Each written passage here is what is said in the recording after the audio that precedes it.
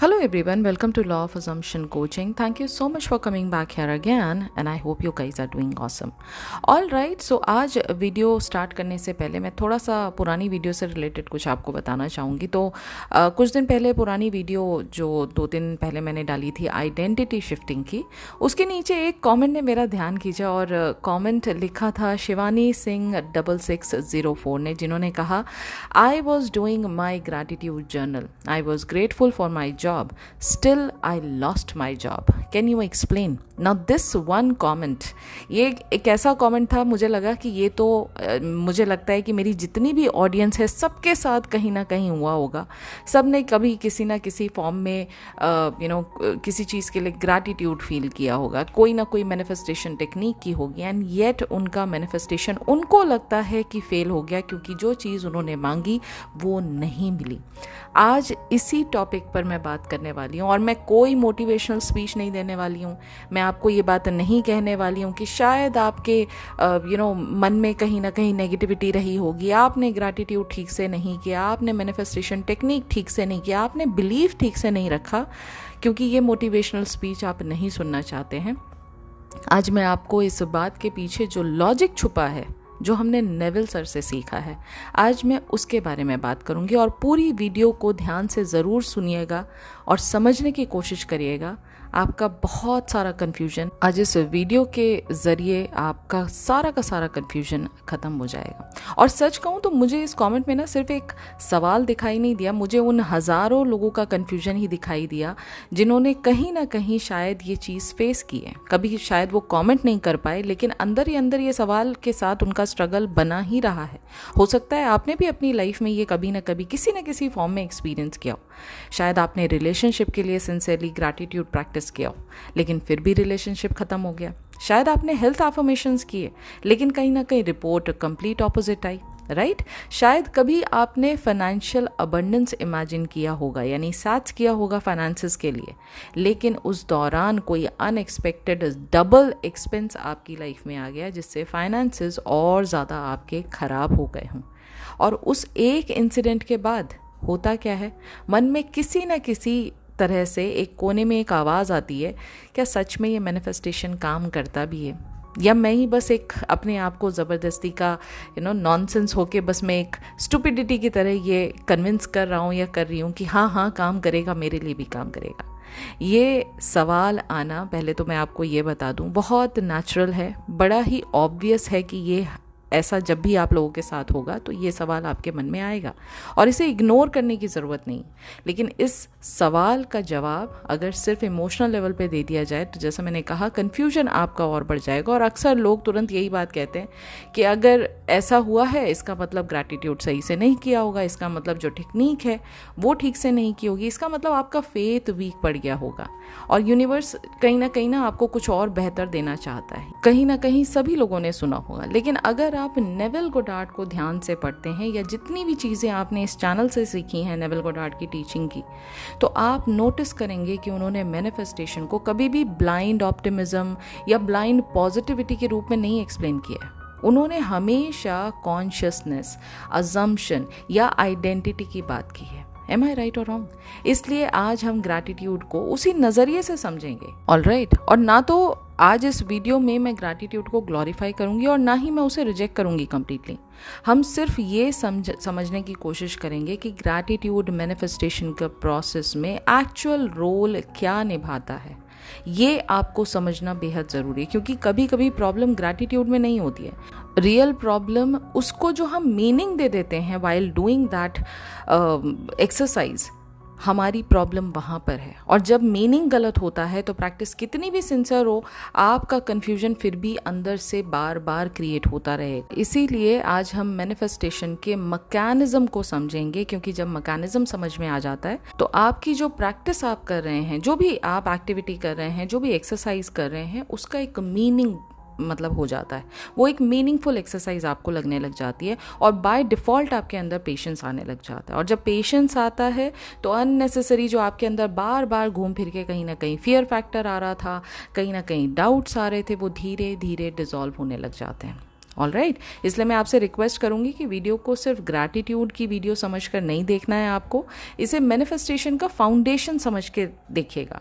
और हो सकता है कि आज के डिस्कशन के बाद आप ग्रैटिट्यूड जर्नल या ग्रैटिट्यूड अगर आप प्रेयर कर रहे हैं, उस पूरे एक्ट को आपको देखने का एक जो नज़रिया है आपका वो बदल जाएगा। सबसे पहले हम समझते हैं अभी हुआ क्या ये पूरे एपिसोड में, ठीक है। एक इंसिडेंट हुआ जहाँ पर जॉब लूज हो गई, ओके। माइंड ने इमीडिएटली क्या कहा, मैनिफेस्टेशन काम नहीं करता, यानी मैनिफेस्टेशन फेल हो गया। रियलिटी क्या है, इंसिडेंट हुआ, जैसे इंसिडेंट हुआ और आप अगर आई एम को जानते हैं, यानी अपनी अवेयरनेस को जानते हैं, अपनी पावर को जानते हैं, आप मैनिफेस्टेशन के प्रोसेस को समझते हैं, then instead of getting to the conclusion कि मैनिफेस्टेशन काम नहीं करता, you need to start asking yourself better questions. And what are these questions? मैं किस स्टेट में ग्रैटिट्यूड कर रही थी? क्या ये पुरानी अजम्पशन का रिजल्ट हो सकता है मेरा, या फिर क्या ये ब्रिज ऑफ इंसिडेंट्स जैसी चीज़ भी हो सकती है मेरे साथ? या एक क्वेश्चन आप और पूछ सकते हैं कि ग्रैटिट्यूड का एक्चुअल पर्पस क्या था मेरी लाइफ में, जो मैं इस एक्ट को कर रही थी। जब आप इस पूरे प्रोसेस को समझेंगे, इसकी अंडरस्टैंडिंग जब आप समझेंगे, तो आपको ना ही सिर्फ पीसफुल फीलिंग आएगी, बल्कि आप परसिस्टेंसी में भी बिलीव करना चालू करेंगे। अब ये पूरे प्रोसेस को जो मैंने अभी आपको समझाया, अगर आपने इसको ध्यान से देखा तो नोटिस करिए कि हमने अभी तक ग्रैटिट्यूड को डिफेंड भी नहीं किया और ना ही उसको ये गलत साबित किया है कि नहीं ये गलत किया, हम ग्रैटिट्यूड काम नहीं करता है। एक कोई भी अच्छा मेंटोर अगर आप ढूंढेंगे ना, वो कभी भी कंक्लूजन से शुरू नहीं करता है।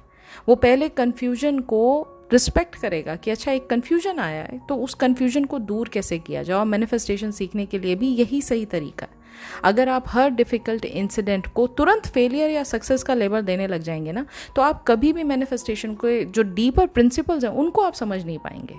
इसलिए अब ये अगला सवाल बड़े नेचुरल तरीके से आपके अंदर उठ रहा होगा कि आखिर ग्रैटिट्यूड को लेकर सबसे बड़ी मिसअंडरस्टैंडिंग है क्या? ग्रैटिट्यूड क्यों हम करते हैं, उससे रिलेटेड जो सबसे बड़ी गलतफहमी है वो क्या है? चलिए अब उस जो कमेंट आया है उस पर एक बार वापस से नज़र डालते हैं। उसमें ये लिखा कि मैं ग्रैटिट्यूड जर्नल लिख रही थी कि मैं अपनी जॉब के लिए जेन्युइनली ग्रेटफुल भी थी, फिर भी मेरी जॉब चली गई, ऐसा हुआ क्यों? आप इसके बारे में बताइए। अब देखिए, इस सवाल का ना जवाब केवल इतना सा दिया जा सकता है कि आपने ग्रैटिट्यूड सही तरीके से नहीं किया होगा।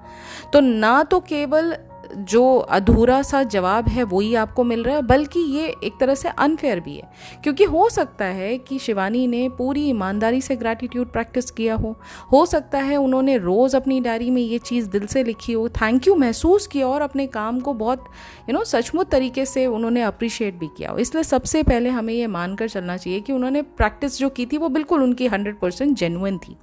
लेकिन अब यहाँ एक बहुत ही इंपॉर्टेंट बात आपको समझनी होगी कि मैनिफेस्टेशन के वर्ल्ड में ना सिर्फ ये मायने नहीं रखता कि आप कर क्या रहे हैं, उससे भी ज़्यादा इम्पॉर्टेंट ये मायने रखता है कि आप वो जो काम कर रहे हैं वो किस मेंटल स्टेट से आप कर रहे हैं। आपका माइंड जो है वो किस स्टेट में है, जिस स्टेट में रहकर आप ये काम कर रहे हैं। और यही वो प्लेस है, यही वो जगह है जहाँ ज़्यादातर लोग ना ग्रैटिट्यूड को समझने में ही गलती कर देते हैं। ग्रैटिट्यूड का जो रियल जो एम है वो आपकी रियलिटी को रोकना नहीं है। उसका जो एम है वो आपकी इंटरनल जो आइडेंटिटी है उसको बदलना है।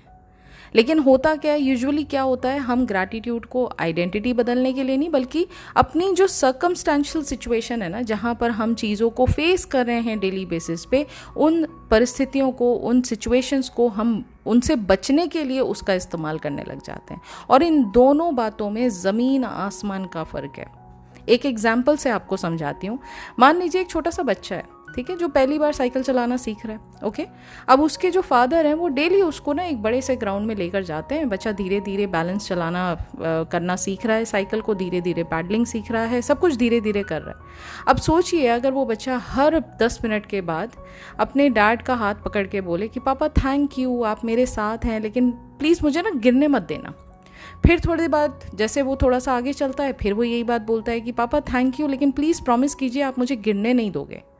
ठीक है, फिर वही बात 10 मिनट के बाद, फिर वही बात 10 मिनट के बाद। अब थोड़ी देर के लिए ना ये पूरा एपिसोड जो मैं आपको बता रही हूँ, अगर इसको एक सरसरी निगाह से देखा जाए तो आपको लगेगा कितना ब्यूटीफुल मोमेंट है ना। बच्चा जो है अपने फादर के एफर्ट्स को अप्रिशिएट कर रहा है और वो वहाँ उनको थैंक यू भी बोल रहा है कि भाई आप मेरे को सिखा रहे हो, ये कितनी बड़ी ग्रैटिट्यूड की बात है। बट क्या वो ग्रैटिट्यूड एक्सप्रेस कर रहा है?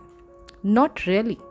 अगर आप इस बात को बारीकी से देखेंगे तो वो अपने वर्ड्स के थ्रू जो ग्रैटिट्यूड जैसे दिख रहे हैं, सुनाई दे रहे हैं, लेकिन उन वर्ड्स के थ्रू उस ग्रैटिट्यूड के ब्लैंकेट के अंदर वो अपने फियर्स को सामने प्रेजेंट कर रहा है।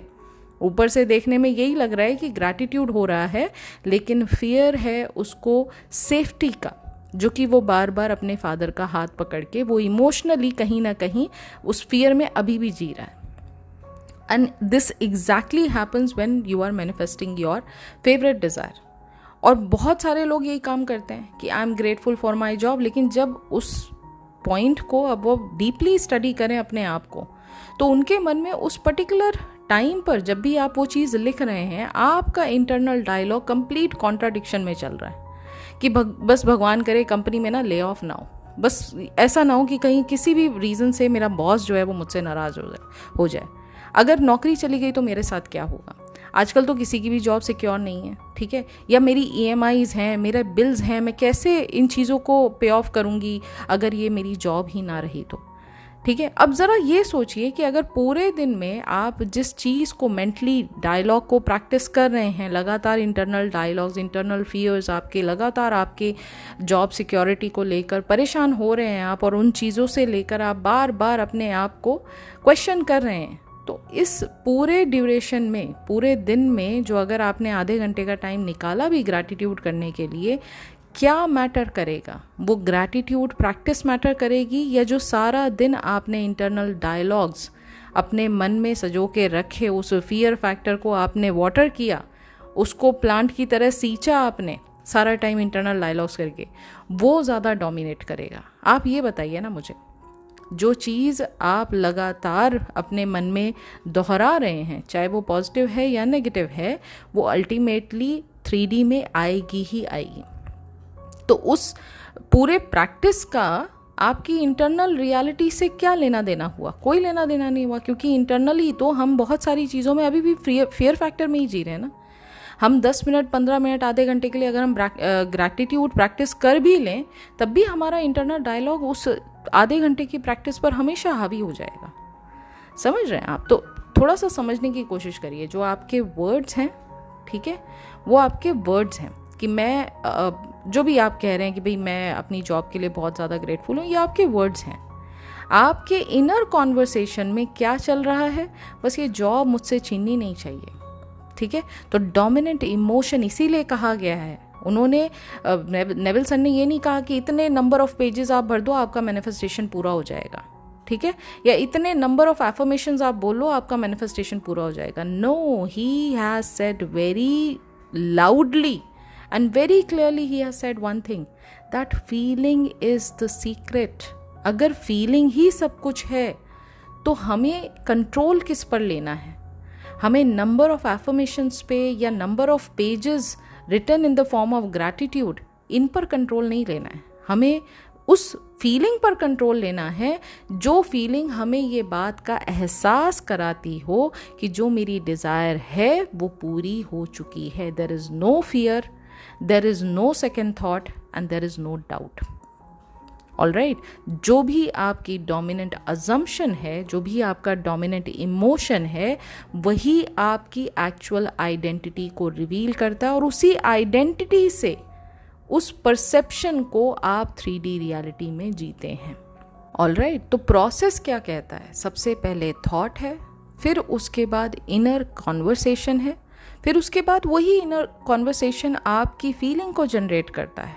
उस फीलिंग से आप एक अजम्पशन को सच मानना स्टार्ट करते हैं, उस सच को आप आइडेंटिटी में कन्वर्ट करते हैं, और वो आइडेंटिटी आपके लाइफ के डिसीजंस को लेने में आपकी मदद करती है, और उन डिसीजंस की वजह से आपको लाइफ में एक्सपीरियंस मिलता है, और वही एक्सपीरियंस फाइनली आपकी रियलिटी बन जाता है। ओके और एक और यहाँ पर बात इम्पॉर्टेंट है जो समझने की ज़रूरत है। आप हर मोमेंट ऑफ लाइफ में किसी न किसी बात के लिए हमेशा ग्रेटफुल होते हैं। आप वो देखें ना, आप वो माने ना, वो एक अलग बात है, लेकिन अभी उन सारी चीज़ों को जो अभी तक आपको लाइफ दे रही थी या यूनिवर्स दे रहा था, उन सारी चीज़ों को आपकी लाइफ से हटा दिया जाए ना, तो आप वही बेसिक चीज़ों को पाने के लिए दिन रात मैनिफेस्टेशन में आप घुसे रहेंगे कि भाई मुझे बेसिक चीज़ें मिल जाएं, क्योंकि अभी वो चीज़ आपको मिल रही हैं तो आप उन चीज़ों को नज़रअंदाज कर रहे हैं। तो हर इंसान कहीं ना कहीं किसी न किसी पॉइंट पे अपनी लाइफ में हमेशा किसी न किसी बात को लेकर ग्रेटफुल होता है। लेकिन क्या इसका मतलब ये है कि जो भी इंसान अपनी लाइफ में ग्रेटफुल फील कर रहा है वो लाइफ को दिन रात शुक्रिया बोलता है, यूनिवर्स को थैंक यू बोलता है कि भाई आपने मुझे इतनी सारी चीज़ें दिया, तो क्या उस पर्सन की लाइफ में कोई चैलेंजेस नहीं आते हैं? बिल्कुल आते हैं। ऐसा हो ही नहीं सकता कि लाइफ में आपको डिफ़िकल्टीज़ ना मिले या लाइफ में आपको चैलेंजेस ना मिले, हो ही नहीं सकता है। लेकिन क्या इसका मतलब ये है कि उनका वो दिन रात ग्रैटिट्यूड प्रैक्टिस करना, दिन रात बार बार थैंक यू गॉड बोलना सब वेस्ट हो क्या? नहीं। ग्रैटिट्यूड का काम, अगर बहुत बड़ी आंधी आ रही है ना, बहुत बड़ा तूफान आ रहा है, तो ग्रैटिट्यूड का काम तूफान को रोकना नहीं है। ग्रैटिट्यूड का काम ये है कि उस तूफान में भी, उसके आने पर भी आपकी जो आइडेंटिटी है उसको नहीं वो बिखरने देता है।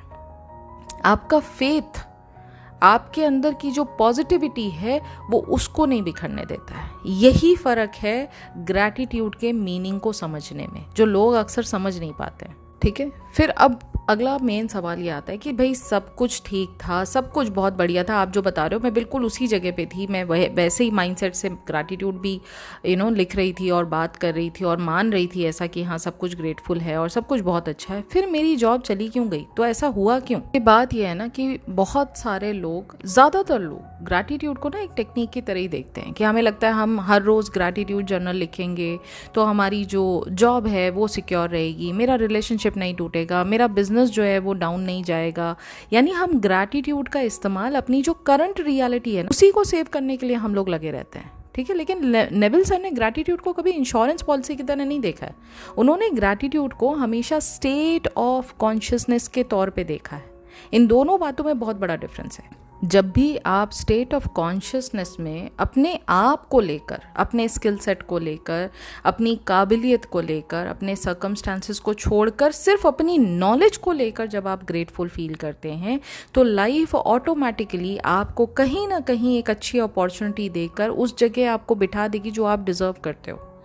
ठीक है, इसका मतलब क्या हुआ? इसका मतलब ये हुआ कि ग्रैटिट्यूड जो हम दे रहे हैं वो क्या अपनी आइडेंटिटी बेस्ड ग्रैटिट्यूड दे रहे हैं या सर्कमस्टांसेस बेस्ड ग्रैटिट्यूड दे रहे हैं? क्योंकि जब भी आप सर्कमस्टांसेस बेस्ड चीज़ों को ग्रैटिट्यूड के फॉर्म में देने लग जा रहे हैं तो इसका मतलब आप फियर ऑफ स्टेट में हैं। आपका state of consciousness fear factor को ज़्यादा जी रहा है। ये प्रॉब्लम है। जिस दिन आपने इन दोनों बातों का डिफरेंस समझ लिया, आपके साथ ये प्रॉब्लम होगी ही नहीं। ठीक है, क्योंकि जब भी आप चीज़ों को ग्रैटिट्यूड फील करते हुए डीपली उसको महसूस करते हैं, then it is going to shift your identity.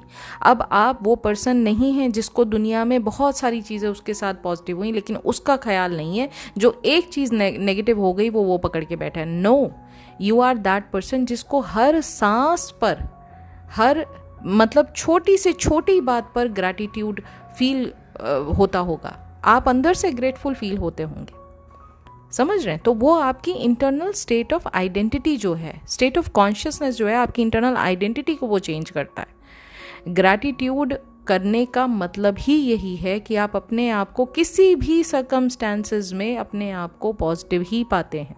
Alright, फिर एक और बात आती है, देखिए मतलब old assumptions versus new assumption. जब भी आपको पता है कि 3D किस तरह से काम करती है, 3D में जो भी चीज़ आपको आज दिखाई दे रही है वो आपके पुराने थॉट्स का करंट फिजिकल वर्जन आपको दिखाई दे रही है, क्योंकि वो 3D डिलेड फॉर्म में दिखाती है हर एक चीज़ को। तो जो आज आपने कोई चीज़ प्रैक्टिस किया है उसका रिजल्ट इमीडिएटली आपको मिलेगा, इसकी कोई गारंटी नहीं है। लेकिन जो पुराना थॉट आपने कभी सोचा होगा डोमिनेंटली, उसका क्रिएशन आज दिख रहा हो, इस बात की पॉसिबिलिटी बहुत ज़्यादा है। जैसे एक एग्जाम्पल के तौर पे, अगर सपोज करिए आपने ना एक वाइट वाइट कलर की ड्रेस जो है वो देखी अमेज़ॉन पे और आपको पसंद आ गई, आपने उसको ऑर्डर कर दिया। अब जब ऑर्डर किया तो उसमें दिखाया 7 डेज़ का डिलीवरी टाइम है। आपने ऑर्डर किया, आप बड़े खुश होके मन से बैठे हैं कि भाई अब 7 दिन के बाद मेरी ये ड्रेस आएगी, मैं इस इवेंट में इसको पहन कर जाऊँगी। ऑल ऑफ अ सडन आप ब्राउज करते करते देखते हो कि अचानक से आपको एक ब्लैक कलर की ड्रेस दिखाई देती है जो कि वाइट वाली ड्रेस से बहुत ज़्यादा अच्छी है। अब आप कहते हो नहीं यार ये ब्लैक वाली तो बहुत सुंदर लग रही है, मुझे लगता है कि मेरा जो आउटलुक है, मेरा पूरा का पूरा आउटफिट ये कॉम्प्लेक्शन पे ये ब्लैक वाला मेरे को ज़्यादा सूट करेगा। आपने क्या किया, आपने ये ब्लैक वाली भी ऑर्डर कर दिया। अब 2 दिन के बाद आपके पास पार्सल आता है अमेज़ॉन का। आप बड़े खुशी खुशी उस चीज़ को ओपन करके देखते हो और आप जैसे देखते हो उसमें वाइट कलर की ड्रेस निकलती है। आप कहते हो अरे भाई मैंने तो ब्लैक कलर की ऑर्डर किया था, मतलब ये वाइट कलर की ड्रेस मेरे को कहाँ से आ रही है? इसका मतलब मैंने जो चीज़ें सोची वो मेरे थॉट्स मेरे मैनिफेस्टेशन के तौर पे कन्वर्ट नहीं होते हैं। क्या ये रियलिटी है? क्या ये सच में रियलिटी है? यानी मैं ये क्वेश्चन पूछ रही हूँ आपसे, क्या आपका मैनिफेस्टेशन फेल हुआ है इस प्रोसेस में?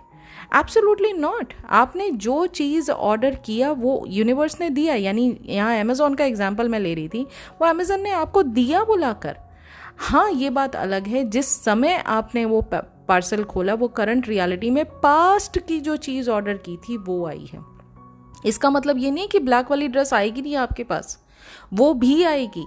लेकिन इस पॉइंट पर आपने अगर ये मान लिया कि मेरे लिए मैनिफेस्टेशन काम नहीं करता है, then you are the one who is making the mistake.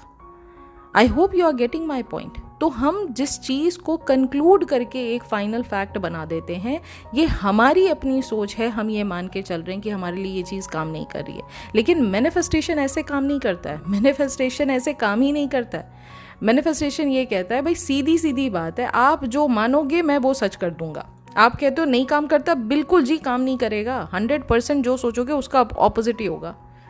आप इसको उल्टा करने लग जाओ कि नहीं मेरे लिए तो हर छोटी बड़ी चीज़ मेरे हिसाब से ही होती है। आप देखो चीज़ें आपकी लाइफ में, बोलना तो शुरू करो।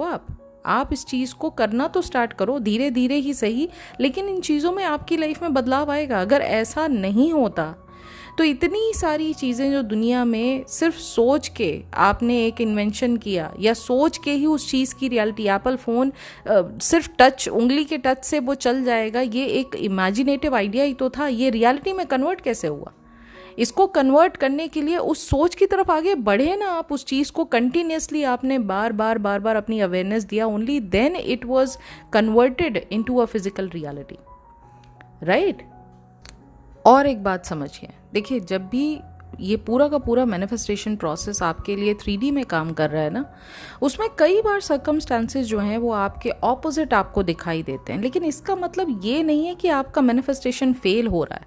मैं एग्जांपल के तौर से आपको समझाती हूँ। देखिए सपोज़ करिए आपका ना घर इंटरनल जितना भी आपका डेकोर है घर का, वॉल्स वगैरह जो हैं, सपोज़ करिए आपके ना डार्क ब्लू कलर का पेंट लगा हुआ है, ठीक है। अब वो 10 साल से पिछले डार्क ब्लू कलर मतलब पिछले 10 साल से आपका पेंट हो रखा है डार्क ब्लू कलर में घर। आप देखते देखते एक दिन बोर हो गए, आपने कहा अच्छा चलो ठीक है पूरे घर का ना रेनोवेशन कर देते हैं, ये बहुत हो गया डार्क, अब एक काम करते हैं पूरा घर वाइट करा देते हैं। अब आप पेंटर को जब बुला के लेके आओगे तो वो जब लेकर आएगा पेंट, तो वो पूरा का पूरा वाइट पेंट एकदम आते के साथ ही थोड़ा ना कर देगा ब्लू कलर के ऊपर, नहीं करेगा ना।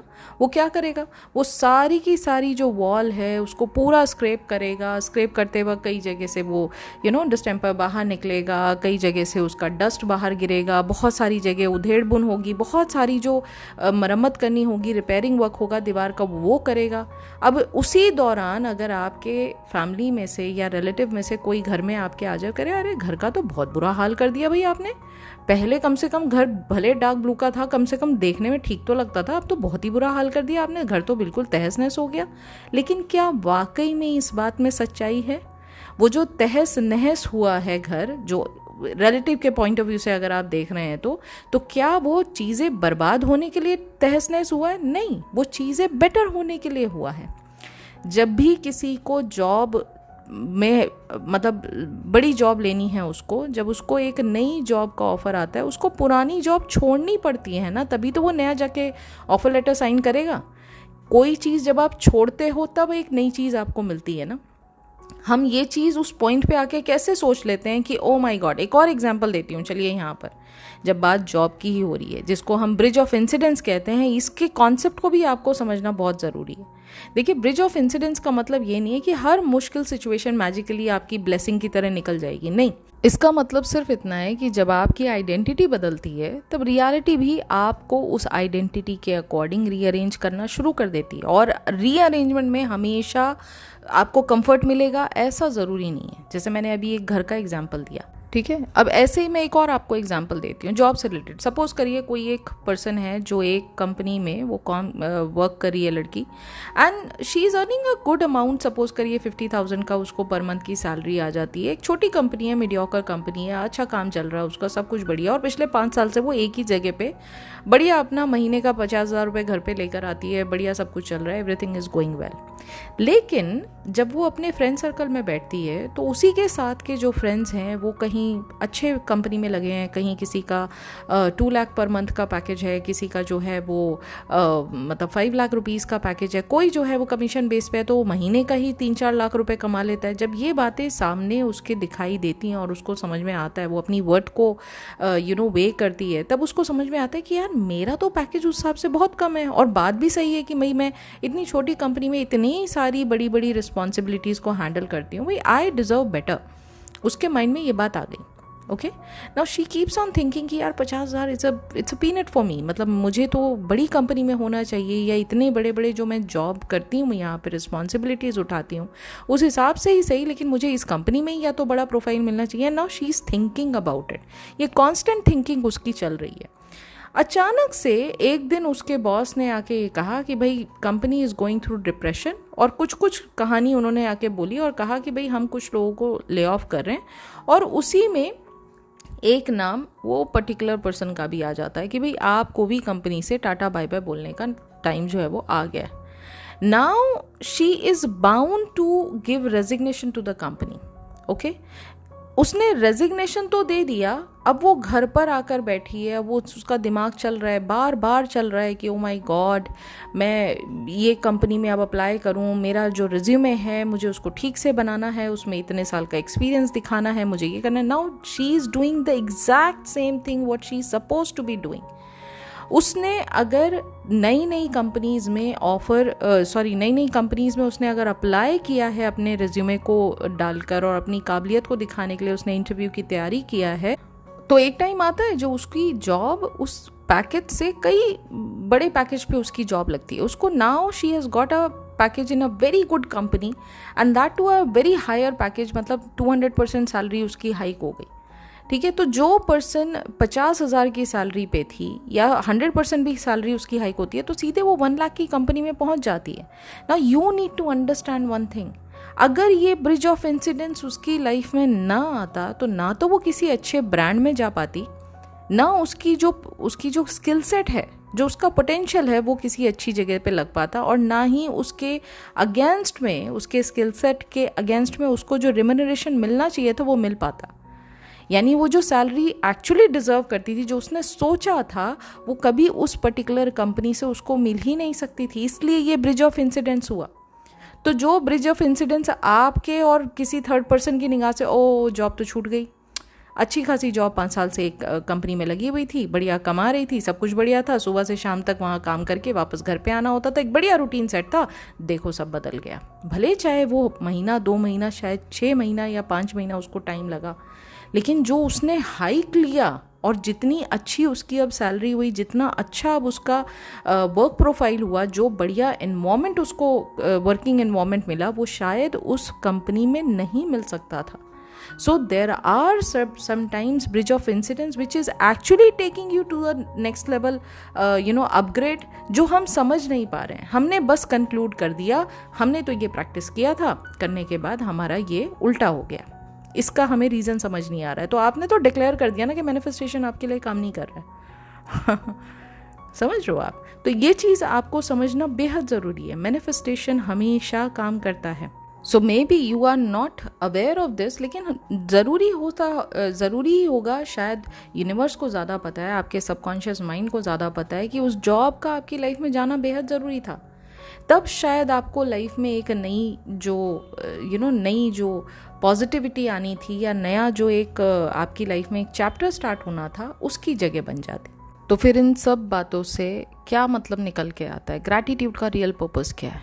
ग्रैटिट्यूड का सिंपल जो रियल पर्पस है वो एक्चुअली उसका रोल क्या है, मेरे अंडरस्टैंडिंग में अगर आप पूछेंगे तो सबसे पहले ग्रैटिट्यूड आपका अटेंशन चेंज करता है, यानी जो आपका फोकस है, आपकी अवेयरनेस जो है उसको चेंज करता है। उसके बाद जो आपका अटेंशन है वो धीरे धीरे धीरे धीरे आपकी इंटरनल आइडेंटिटी को चेंज करता है, ठीक है। और आइडेंटिटी जैसे जैसे आपकी बदलती है, पहले आप अपने आप को इनकेपेबल समझते थे, अब आपको लगता है नहीं, you are capable of everything. फ़र्क आया ना दोनों चीज़ों में? जब आप चीज़ों को पॉजिटिव लेना शुरू करते हैं तो चीज़ें भी आपके सामने पॉजिटिवली अपने आप को डिस्प्ले करती हैं, अपने आप को प्रेजेंट करती हैं। और जब आपकी आइडेंटिटी बदलने लग जाती है, आपके डिसीजंस और उसके साथ साथ आपका बिहेवियर नेचुरली चेंज होने लग जाता है, आपका परसेप्शन चेंज होने लग जाता है। और जब आपका बिहेवियर चेंज होता है तब बाय डिफ़ॉल्ट आपकी रियलिटी में चेंजेस आने चालू हो जाते हैं, क्योंकि अब आप रिएक्टिव मोड में नहीं हैं, अब आप अंडरस्टैंडिंग मोड में हैं, अब आप ऑब्जर्वेशन मोड में हैं, अब आप एक शांत होके चीज़ों को सिर्फ देख रहे हैं कि मेरे सामने क्या हो रहा है, उससे अटैच नहीं हो रहे हैं, उसको कंक्लूड नहीं हो रहे हैं, उसके बाद बात पे ट्रिगर होके उसको रिएक्ट नहीं कर रहे हैं उस पर। समझ रहे हैं आप? तो ग्रैटिट्यूड से अटेंशन चेंज होता है, अटेंशन से आपकी इंटरनल आइडेंटिटी चेंज होती है, फिर इंटरनल आइडेंटिटी से आपका बिहेवियर चेंज होता है जो आपके डिसीजंस को चेंज करने में मदद करता है।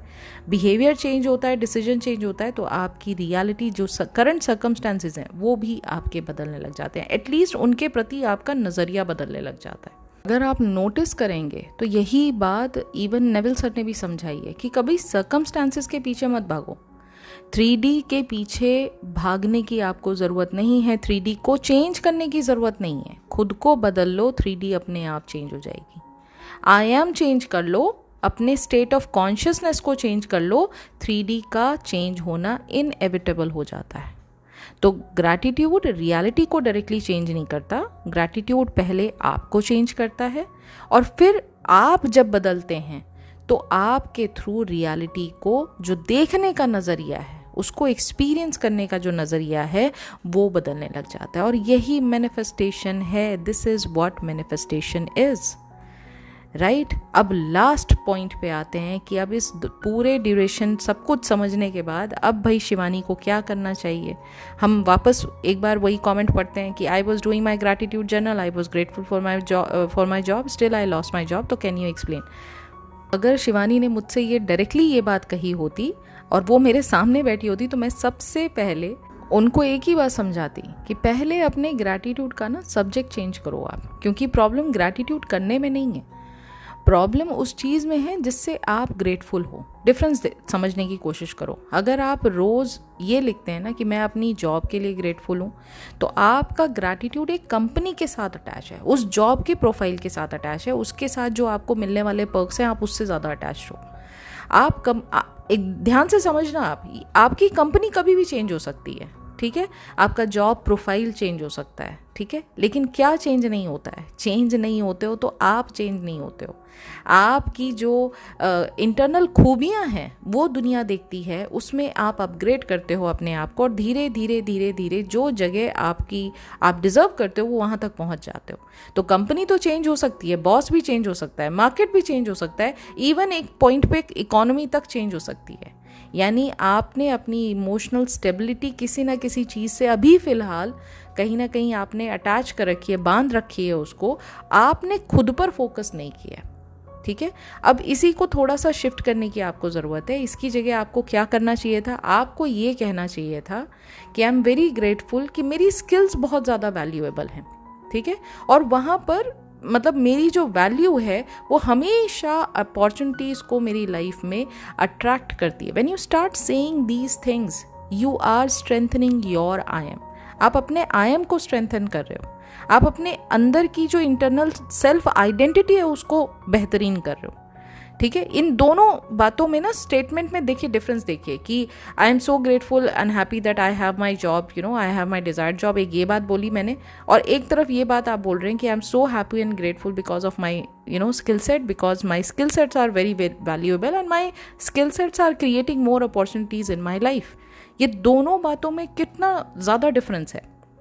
पहला जो स्टेटमेंट है वो सिर्फ जॉब को पकड़ के बैठा हुआ है, लेकिन जब दूसरी स्टेटमेंट की आप बात करते हैं तो आप अपनी वैल्यू को एक्नॉलेज कर रहे हैं, राइट। इसी तरह एक दूसरा एग्जांपल आप समझिए कि इंस्टेड ऑफ राइटिंग कि मैं ग्रेटफुल हूँ कि मेरी जॉब थी, आपको ये लिखना चाहिए कि मैं बहुत ग्रेटफुल हूँ कि मेरी लाइफ में हमेशा कुछ भी होता रहे, कैसे भी सर्कमस्टांसेस हो, मेरी लाइफ ने या मेरे यूनिवर्स ने मुझे हमेशा किसी ना किसी तरीके से सपोर्ट किया है और मुझे पूरा भरोसा है कि ये लाइफ में हमेशा मुझे सपोर्ट मिलता रहेगा। When you say such things you are strengthening your faith. आपका फेथ आप बढ़ा रहे हैं अपने मैनिफेस्टेशन प्रोसेस में। यहाँ ग्रैटिट्यूड आपके पास्ट को नहीं दर्शा रहा है, आपका ग्रैटिट्यूड आपके फ्यूचर में भी नहीं है, जहाँ पर आप फ्यूचर से लड़ाई कर रहे हो कि भाई ये चीज़ तो मेरे को पकड़ के मिलनी चाहिए। यहाँ ग्रैटिट्यूड एक न्यू आइडेंटिटी को क्रिएट कर रहा है कि मुझे भरोसा है, मैं वो पर्सन हूँ जो अभी तक जितना कुछ हुआ वो मेरे सपोर्ट में मेरी सारी चीज़ें हुई, मेरे फेवर में सारी चीज़ें हुई, और मैं पूरा भरोसा रखती हूँ कि आने वाले समय में भी मुझे ये सपोर्ट, ये जो भरोसा है मेरा बना रहेगा, ये सपोर्ट मुझे लाइफ से मिलता रहेगा। मैनिफेस्टेशन को इसी आइडेंटिटी की ज़रूरत होती है।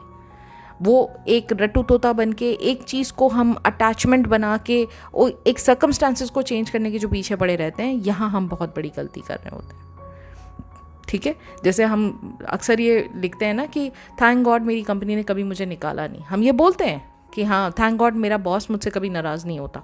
समझ रहे हो आप? इसकी जगह आपको क्या बोलना चाहिए? आई एम वेरी ग्रेटफुल कि मैं हर सिचुएशन में अपॉर्चुनिटी क्रिएट करना जानती हूँ। ठीक है, मेरा करियर हमेशा आगे ही बढ़ता है। जब आप ये बात अपने आप से कहते हैं, आप किस पर फोकस शिफ्ट कर रहे हैं?